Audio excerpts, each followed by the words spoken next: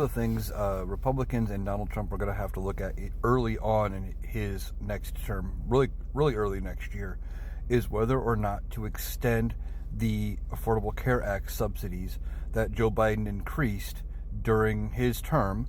They are set to expire next year, and those subsidies have allowed people to afford insurance way more and way easier through the Affordable Care Act exchanges. Those subsidies have led to almost a doubling of the people getting their insurance through benefits with the Affordable Care Act. If they roll those extra enhanced subsidies back, it would affect 11 to 12 million people. And we don't know yet which way Donald Trump is going to go. His campaign and Donald Trump himself have not indicated which way he plans to go, although he has repeatedly said he wants to repeal the Affordable Care Act altogether. But, he refers to it as Obamacare. And a lot of people don't realize they're the same thing. And we don't know if he's going to extend the subsidies.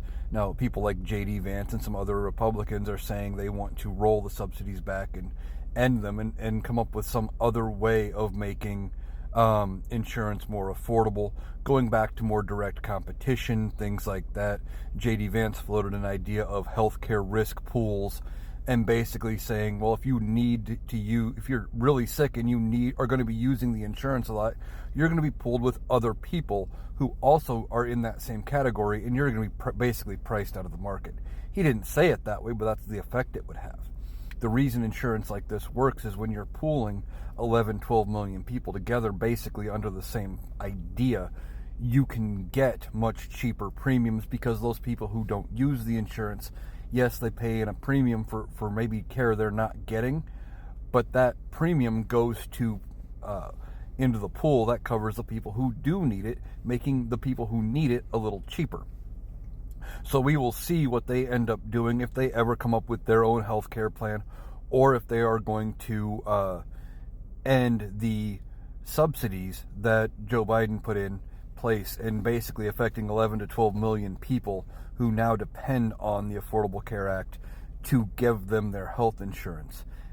I think if they do cut the Affordable Care Act and the subsidies, they are going to have a hard time getting reelected during the midterms and in 2028.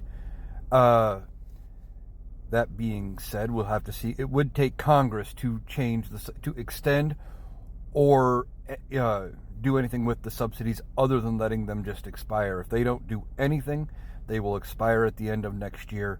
Otherwise, they would have to do something to extend them for a period of time.